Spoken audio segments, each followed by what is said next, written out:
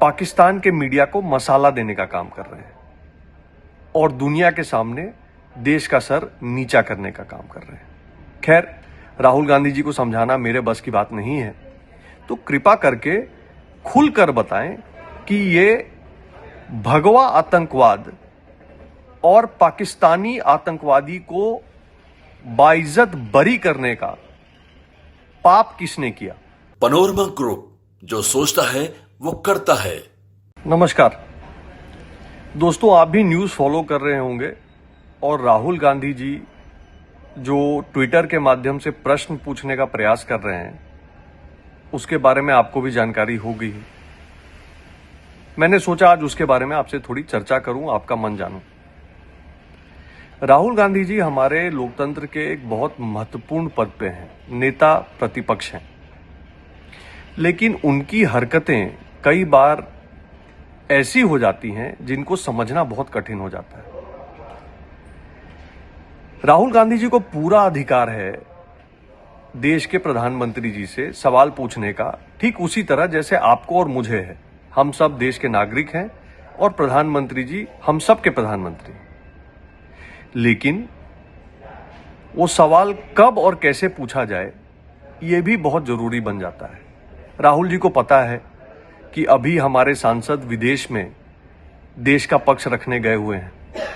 राहुल गांधी जी को यह भी पता है कि पार्लियामेंट की एक्सटर्नल अफेयर्स की स्टैंडिंग कमेटी के सामने ऑपरेशन सिंदूर के बारे में सभी तथ्य सरकार ने रख दिए हैं और राहुल गांधी जी की कांग्रेस पार्टी उस कमेटी की अध्यक्ष है, तो राहुल गांधी जी को सारी जानकारी भी है। राहुल गांधी जी को यह भी पता है कि पाकिस्तान झूठे तरीके से इस कार्रवाई में अपने विजय को साबित करने के लिए तत्पर है, पर फिर भी राहुल गांधी जी पता नहीं किस कारण ट्विटर के माध्यम से सवाल देश की सेना के पराक्रम पे और सरकार की कार्रवाई पे उठा रहे हैं। शायद वो इस बात को नहीं समझ रहे कि वो फ्री पाकिस्तान के मीडिया को मसाला देने का काम कर रहे हैं और दुनिया के सामने देश का सर नीचा करने का काम कर रहे हैं। खैर, राहुल गांधी जी को समझाना मेरे बस की बात नहीं है, लेकिन राहुल गांधी जी जिस अधिकार से देश की सरकार से सवाल पूछने का अपना अधिकार प्रयोग करते हैं और अपेक्षा रखते हैं कि सरकार जवाब दे, उस सेम अधिकार से मैं माननीय राहुल गांधी जी से कुछ सवाल पूछना चाहता हूं उस समय के बारे में जब राहुल गांधी जी और उनकी कांग्रेस यूपीए सरकार सत्ता में थी। दो सवाल है। पहला सवाल 2007 का समझौता एक्सप्रेस आतंकवादी घटना।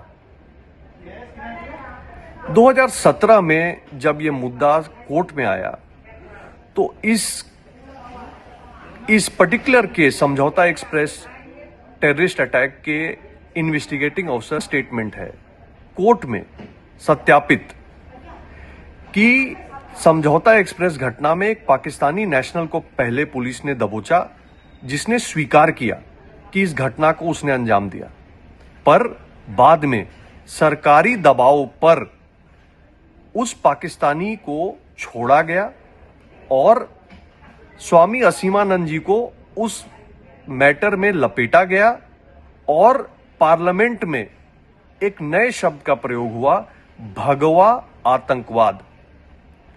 तो मेरा पहला सवाल राहुल गांधी जी से है कि उस समय तो मनमोहन सिंह जी प्रधानमंत्री थे और सरकार 10 जनपद से सोनिया गांधी जी चला रही थी, तो कृपा करके खुलकर बताएं कि ये भगवा आतंकवाद और पाकिस्तानी आतंकवादी को बाइज्जत बरी करने का पाप किसने किया, इसके लिए कौन जिम्मेदार है राहुल जी।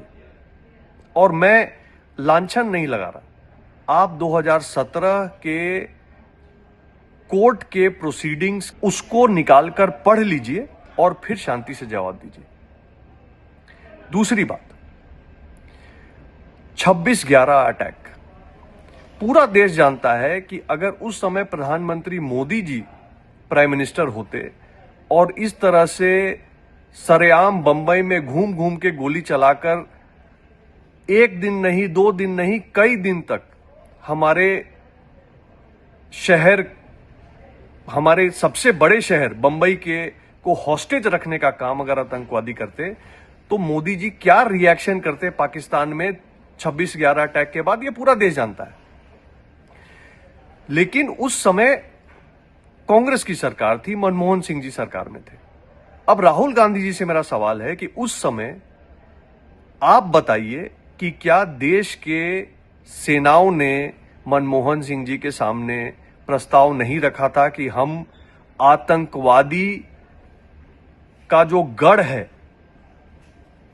उस पर अटैक करना चाहते हैं, हम मुरीदके और बहावलपुर जो जैश ए मोहम्मद और लश्कर ए तोयबा का हेडक्वार्टर है उस पर अटैक करना चाहते हैं।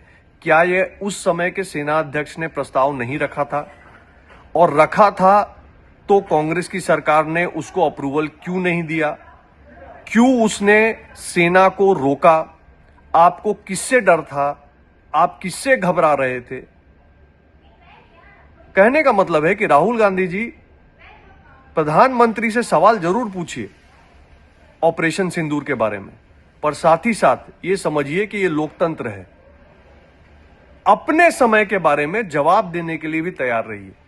देश आपसे 2007 का भी जवाब मांग रहा है और 26/11 का भी जवाब मांग रहा है। तो आतंकवादी व्यवस्था पर और आतंकवाद पर किसका क्या स्टैंड है, ये कथनी में नहीं, करनी में मूल्यांकन होना चाहिए। और राहुल गांधी जी, आपको इसका जवाब देने के लिए तैयार रहना चाहिए। नमस्कार।